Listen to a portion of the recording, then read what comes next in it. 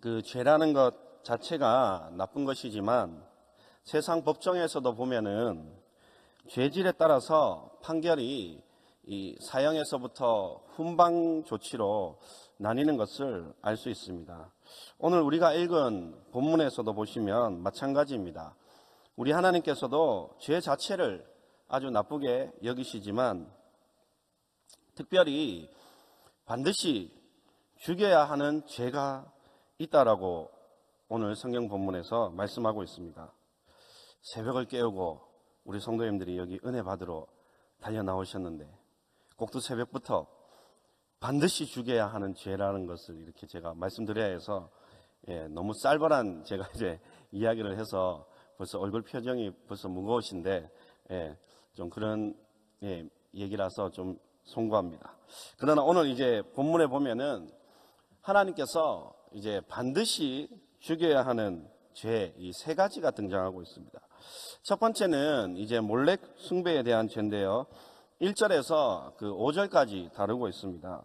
몰렉 숭배는 이제 자신의 아이를 태워서 죽이는 아주 야만적인 그 우상 숭배입니다. 그 이방인들의 우상 숭배 방식인데 하나님께서 반드시 죽이라고 이렇게 명령하셨지만 구약 성경을 계속해서 쭉 읽어보시면 이스라엘 백성에게도 이 몰렉 숭배가 만연했음을 알 수 있습니다. 예루살렘 남서쪽으로 이렇게 보면 흰놈의 골짜기라는 곳이 있습니다. 거기에서 이제 이스라엘 백성도 그 몰렉 숭배를 이렇게 만연하게 했다라는 것을 성경을 통해서도 우리가 알 수가 있습니다. 이 몰렉 숭배 이런 것을 왜 할까? 이 잔인한 것을 왜 자기 아이를 태워 죽일까?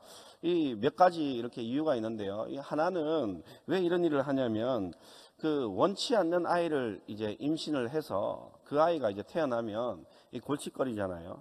그러니까 이제 그 아이를 그냥 이렇게 그 몰렉에게 바치고 그렇게 해서 제물로 바친다. 이런 이제 좀 이야기가 있고, 그 다음에 이제 또 다른 하나는 거의 대부분 학자들이 이 두 번째 이 부분을 지지합니다. 또 다른 하나는 그 자신의 아이를 바침으로 인하여서 자신의 아이를 그 불에 태워 죽여서 이렇게 바친다. 이게 얼마나 좀 이렇게 잔혹한 일입니까? 그러나 그만큼 그 자기 아이를 죽임으로 말미암아 자기 가정에 그 복을 많이 내려주기를 원한다. 그런 의미에서 이렇게 그 몰렉 숭배를 한다라는 의견이 다 이렇게 그게 더 이제 지지를 받고 있습니다. 두 번째로는 이제 6절에서 9절까지의 이제 내용인데요. 그 나오는 두 번째 이제 반드시 죽여야 할 죄는 접신한 자와 박수무당을 따르는 자들입니다. 그러니까 오늘날로 이렇게 얘기를 하면 점치는 사람들을 이야기합니다. 점치는 이유도 몰렉 숭배와 큰 차이가 없습니다. 많은 사람들이 점을 치는 이유가 그 무엇입니까?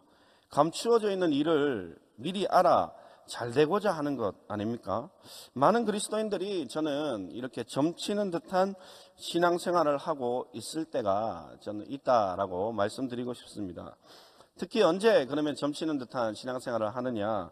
그 바로 중요한 선택의 문제를 앞에 두고 기도할 때 그렇다라는 것입니다.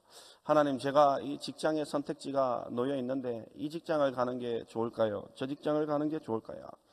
하나님, 제가 이제 대학교를 가야 되는데, 저희 자녀가 대학교를 가야 되는데, 하나님, 저희 아이가 대학교를 두 군데, 세 군데를 붙었는데 이 두세 군데 중에 어느 대학교를 가는 것이 좋을까요?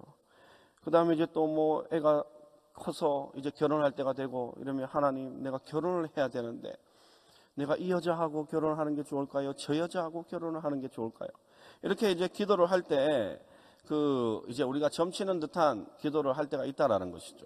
사랑하는 성도 여러분, 혹시 오해는 하지 마십시오. 제가 뭐 이런 것을 두고 기도하는 것 자체가 점치는 것이다라고 말하는 것이 아니라 이 기도할 때에 이 기도하는 이유, 목적을 한번 살펴보아야 한다는 것입니다. 우리가 기도할 때 이 둘 중에 어느 것을 선택할 때 하나님 내 인생에 손해가 되지 않고 어느 것을 선택할 때 내 인생에 더 큰 성공을 가져다 주느냐, 그러한 관점으로 기도를 한다라고 한다면 이게 점치는 것과 크게 이렇게 다르지 않다라는 것이죠. 그래서 우리가 이제 알아야 될 것이 무엇이냐면 성경에서 하나님의 뜻은 무엇이라고 말하고 있습니까? 우리는 항상 기도할 때 하나님 뜻이 무엇입니까? 어디로 가는 것이 하나님의 뜻입니까? 누구와 결혼하는 게 하나님의 뜻입니까? 이렇게 뜻이라는 게 그 미래에 일어나지 않는 일을 거기에서 이제 미리 알고 하나님께서 그 뜻을 보여달라 이렇게 생각하고 있지만, 그러나 성경에서 말하는 하나님의 뜻은 미래의 일을 얘기하지 않습니다. 로마서 12장 2절 말씀만 봐도 너희는 이 세대를 본받지 말고 오직 마음을 새롭게 함으로 변화를 받아 하나님의 선하시고 기뻐하시고 온전하신 뜻이 무엇인지 분별하도록 하라. 그러니까 우리가 기도라는 것은 하나님의 기도가 여러 가지가 있지만 하나님의 뜻을 구하는 기도라는 것은 특별히 선택의 문제를 놓고 기도할 때에 우리가 반드시 알아야 될 것은 무엇이냐면 거기에 손해를 본다 안 본다 그러한 관점으로 기도를 하는 것이 아니라 하나님의 뜻을 정확하게 깨닫기 위하여서는 너희는 이 세대를 본받지 말고, 이게 이제 키포인트가 되어야 됩니다. 여러분들이 직장을 선택할 때나 또한 여러 가지 선택의 문제 앞에서 대학교를 자녀들이 대학 문제 또한 여러 가지 만남의 문제 가운데 기도할 때에 우리가 거룩한 하나님의 뜻을 분별해야 되는데, 그 하나님의 뜻은 미래의 일을 예측하는 것이 아니라 그 하나님의 뜻이 무엇이라고요? 이 세대를 일단 본받지 않는 것입니다. 이 세대를 본받지 않는 방향으로 간다라고 한다면 그것이 바로 하나님의 뜻이 된다라는 것이죠.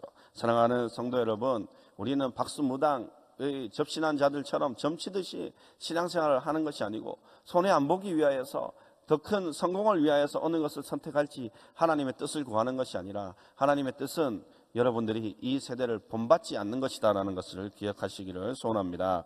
세 번째로는 반드시 주의할 죄가 무엇이냐면 10절에서 16절까지 나오는데 그 음란에 관한 것입니다. 이 음란에 관한 것은 제가 따로 설명드리지 않아도 성도 여러분들이 오늘 본문만 쫙 읽어도 이게 무슨 말인지 다 이해가 어려운 얘기가 전혀 없습니다.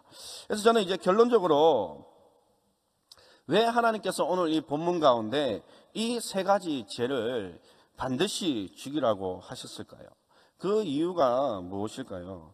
그 이유는 어디에 있냐면, 한마디로 제가 좀 정리를 해드리면 관계가 깨어지기 때문에 그렇습니다. 관계가 깨어지기 때문에 최근에 제가 이제 우리 그 교회에 이제 좀 친하게 지내는 부목사님과 이야기를 하는 중에 그 목사님이 좀 공감이 되는 이야기를 하나 하셨어요. 어떤 이야기를 하셨냐면, 이 본인이 좀 이렇게 길다면 길다는 세월을 좀 살아보니까, 짧다면 좀 짧을 수 있지만 살아보니까 결국 관계가 중요하더라는 것입니다. 결국 관계가 깨지니까 아무것도 안 되고, 관계가 되어 있으면 어떻게 해서든지 간에 결국에는 그러한 힘든 상황 가운데서도 길이 열리더라는 것입니다. 살아보니까 관계가 중요하더라. 그래서 좀 저는 그 말이 굉장히 공감이 되었습니다. 왜냐하면 사역을 할 때도 마찬가지입니다. 제가 교구를 담당하든지 성도님들과의 이렇게 만남이 있을 때 그 관계가 깨어지면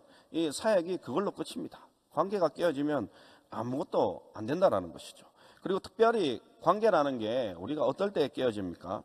우리가 같이 이렇게 부대끼고 같이 신앙생활하고 이렇게 살아가다 보면은 서로가 실수를 할 수 있습니다. 알게 모르게. 근데 그러한 그냥 알게 모르게 한 실수들은 서로 이렇게 얘기를 하고 미안하다, 잘못했다 이렇게 얘기를 할 수 있지만, 그러나 어떠한 관계가 회복이 되지 않느냐? 대놓고 무시하는 것은 그러한 관계는 회복이 절대 되지 않습니다. 성도가 성도 간에 아예 대놓고 서로 무시하면은 그러한 관계는 실수가 아니라 대놓고 무시하는 관계는 이렇게 회복이 안 된다라는 것이죠.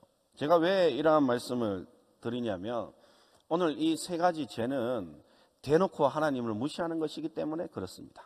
사랑하는 성도 여러분, 우리가 하나님 앞에 살아가면서 얼마나 많은 죄를 짓습니까? 그러나 예수 그리스도의 보혈의 피로 용서 하나님께서 해주십니다. 그러나 아예 대놓고 하나님을 무시하는 죄이기 때문에, 그러한 죄는 하나님과 관계가 깨어지기 때문에 하나님께서 반드시 그 죄를 통하여서는 죽이라라고 이렇게 명령하셨다는 것이죠.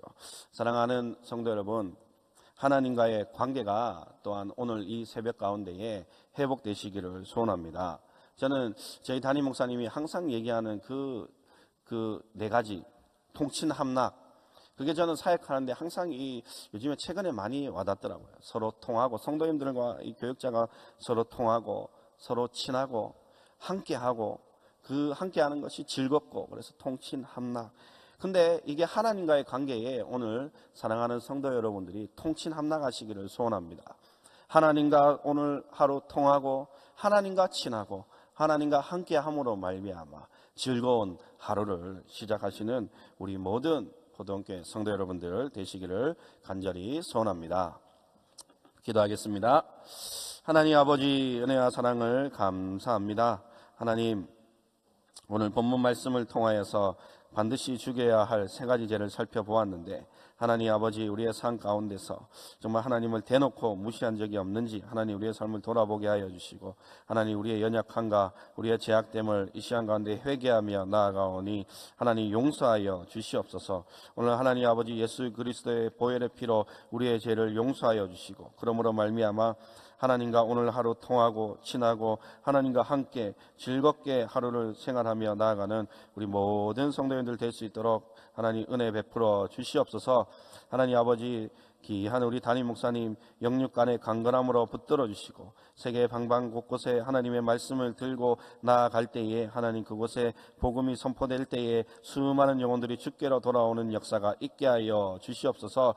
하나님 이 포도원 교회를 이 시대에 하나님 특별하고 남다르게 사용하여 주시고, 하나님 앞에 귀하게 쓰임받는 교회 될 수 있도록 은혜를 다하여 주시옵소서. 하나님 아버지, 또한 이 새벽마다 하나님 앞에 나올 때에 귀한 예물을 올려드립니다. 하나님 이 예물을 드리는 손길마다 하나님 축복하여 주시고, 하나님 이 예물이 사용되는 곳곳마다 하나님 나라와 복음이 확장되어져 가는 역사가 있게 하여 주시옵소서. 이 나라와 이 민족을 불쌍히 여기시고 긍휼히 여기시고, 이 나라 가운데 하나님의 정의와 공의가 선포되는 귀한 나라 될 수 있도록 은혜를 다하여 주시옵소서. 감사를 드리며 이 모든 말씀 예수님 이름으로 기도합니다. 아멘.